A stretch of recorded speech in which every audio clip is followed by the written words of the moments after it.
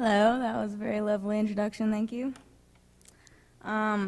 So this is basically just my view of a couple things that have been discussed already in the conference, mostly yesterday, and then something different that hasn't been discussed yet. So here's another introduction, not that we've seen too many of those so far, and we all know it well by now, so I'm not going to read it, but I think we can all agree that enhance is the key word. Enhanced navigation is the key word in this definition. Also,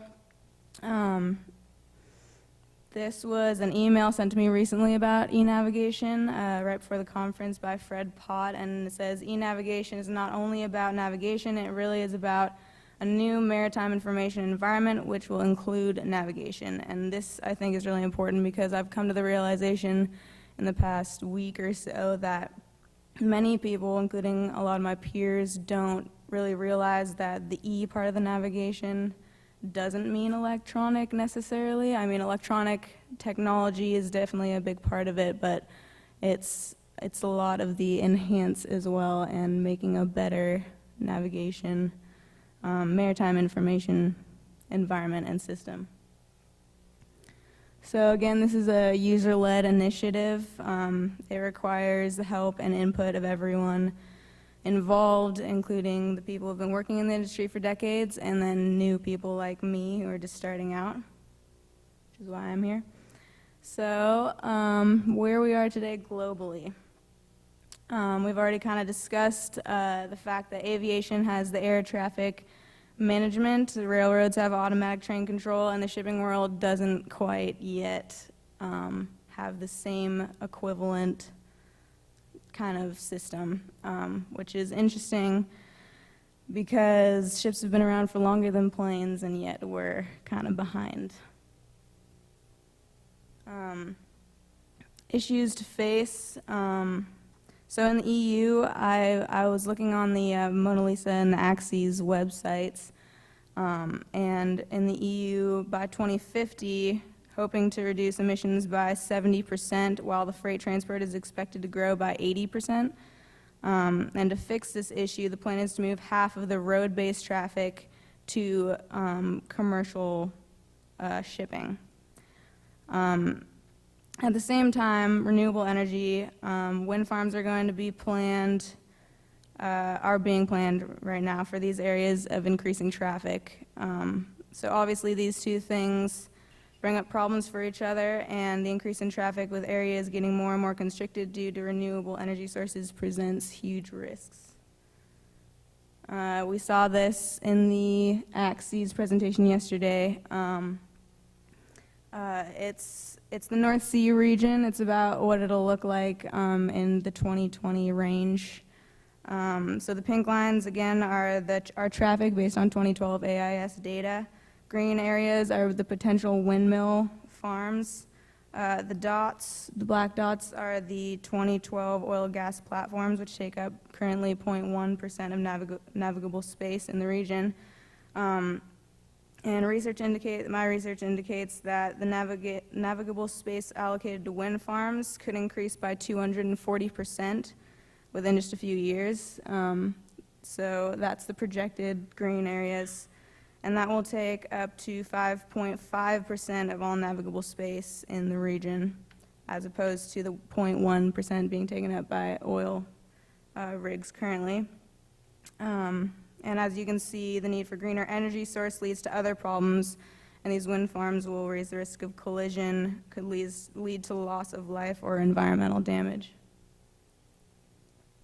So these have already been discussed, Axes have already been discussed, and Mona Lisa has already been discussed as well. So I'm just gonna basically highlight a couple points of both that I was interested in. So what I gathered from Axes, their main objective is to inform mariners of the challenges ahead with wind farms and that the North Sea will turn into constricted waterways.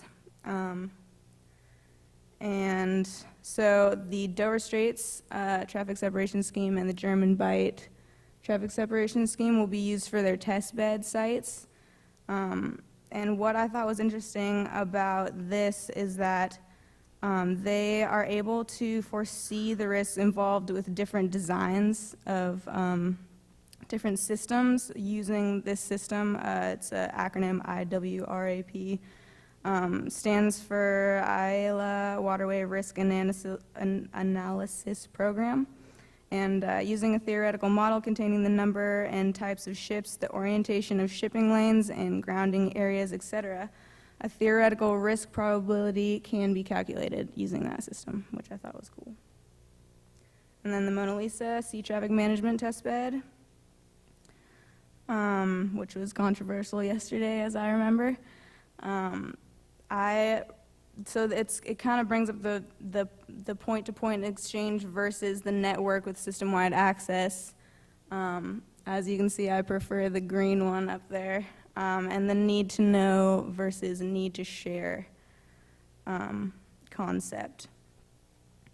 And I think that's a really good way to put it, which if everyone's just focusing on the need to share aspect, I feel like it's a better way to ensure that everyone gets the information necessary for safe passage.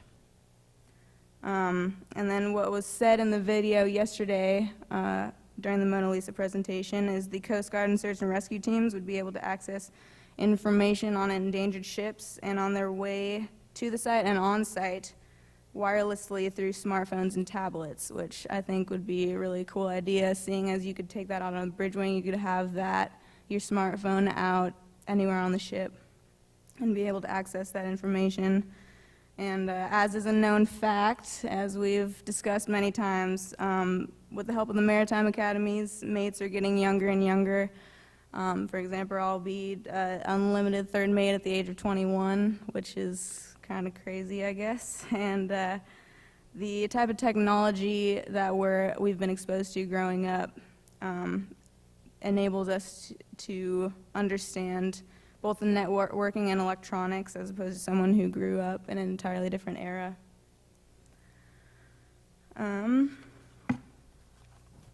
So this was more of the controversy yesterday with the route planning using the coordination centers and trading of routes. What I liked about the presentation was the fact that you could trade routes with another ship, so you could see where that ship was planning on going, and you could determine rules of the road situations based on that. But with the coordination center sending routes to the ships, in my opinion, it feels like it's putting a lot on the coordination center, and I feel like they would just be constantly nagging the ship, like, make this route, make this route, make this route. And I don't necessarily agree with that. And I would hope that the captain would have the final say in that, and it wouldn't be a mandatory change of route. Also, one thing that I thought was cool was on the Mona Lisa website, they also had a video on the Mona Lisa ID smart card, which would it would include the officer's qualification, duty status, which is how many hours they've been awake, and their competence, which I'm assuming is based on past performance. And this is all included in the card. You just go up to when the watch officer who's changing out comes up to the bridge, you switch out the smart card, and it has all your information on there. And this also goes back to the coordination center, and they can see how many hours you've been awake, for example. All right, so this is more of stuff that we have not been discussing. So the remote monitoring of ships, which gets into the shore stations controlling the ships from land. And based on articles I've read, it sounds like generally the idea of commercial remote control ships is generally being shot down at this point in the Americas. The EU is, I've heard, is getting more into this, but this brings up the issue of where the control of the ship is placed, onshore or on board, which would obviously be onshore in this case. And so people make, it's a scientifically proven fact that people make different decisions for situations when they're playing a video game as opposed to actually being there in the moment. which they would basically be playing a video game in this instance. And actual human knowledge, what I'm worried about is the fact that if this were to occur or to actually take hold, if the actual human knowledge of how to navigate at sea would be lost, which means that basically everything my fellow cadets and I are learning right now may become obsolete, which is not exciting. The MUNIN project is what I was researching. Maritime unmanned navigation through intelligence and networks. So basically their main purpose is to reduce fuel costs and emissions without having to pay more, and how they plan on doing this is making their ships go significantly slower.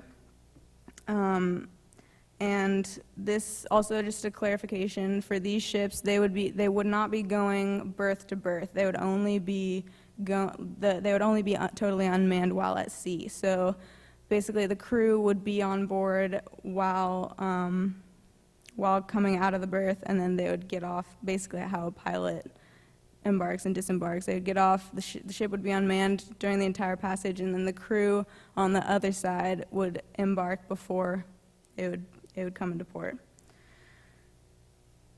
So their rationale is economic sustainability, social sustainability, and environmental sustainability. So the economic sustainability, basically they're saying that the slower speeds only make sense if there's no crew. So you'd have to pay them more, obviously, if they're on the entire time, and becomes less cost efficient if you were to go slower and have a crew.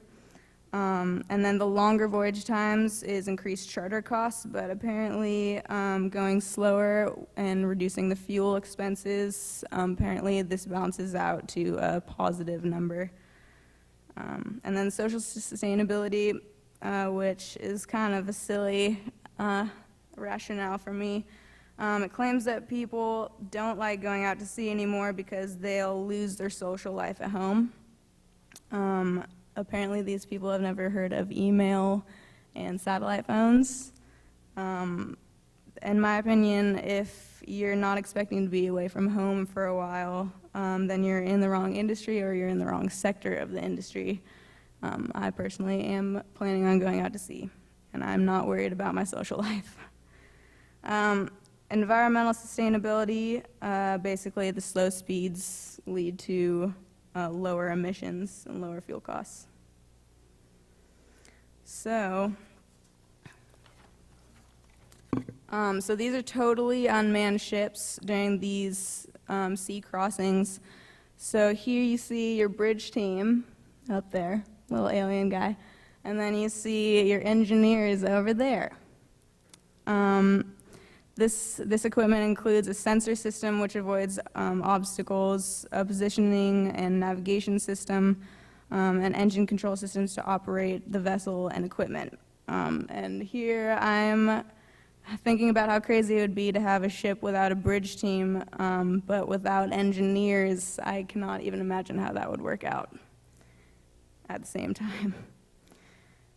Here is a potential design that Rolls-Royce has put out.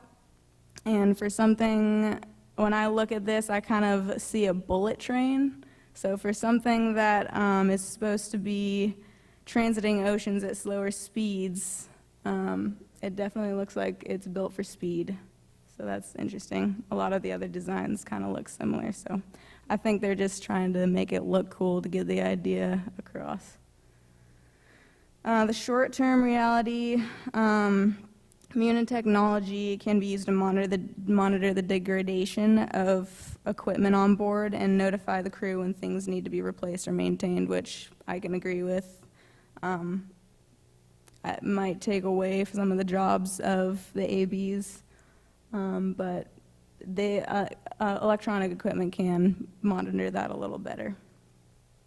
All right, so going back to Europe, here that is again the North Sea region, and then comparing that traffic to the rest of the world and to the North American region. All right.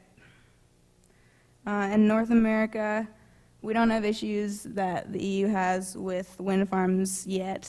I doubt that's going to happen anytime soon. But I think that one thing that should be implemented all over the world is sharing of ship information in detail through an accessible network, that open network that Mona Lisa's idea was a really good idea, I thought. And that allows you to see, like, these are the ships that will be crossing my track line at these times, headed to these destinations.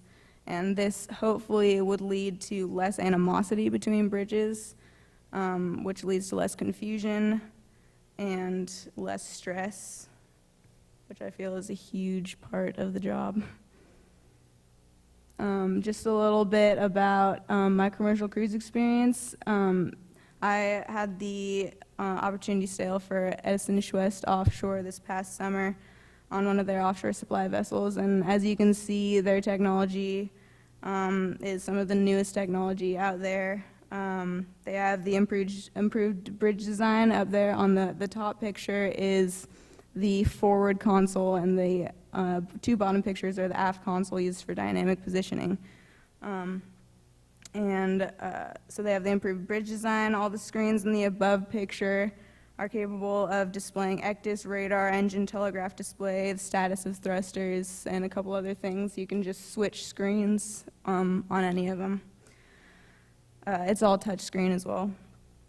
And in the Gulf of Mexico and Port Fourchon, you're in traffic situations like literally all the time. When I was down there, I'm not really sure if there's a VTS down there right now. There wasn't one when I was down there, but I heard that they might be implementing one. But when I was down there was not a VTS. And everyone's on channel 13, and whenever they pass a prominent landmark or anything, they announce their position over the radio, and they announce where they're planning on going. So it's kind of like the same kind of idea, but it's all in your mind, basically. So the idea of need to share is definitely prominent in everyone's minds. And this formulates a picture in everyone's heads as to the approximate location they may meet another ship, and mentally prepare or slow down or do whatever they need to do to pass safely. And if this kind of information exchange could take place over a larger area, like over the entire world, I think we could be better off. Thank you.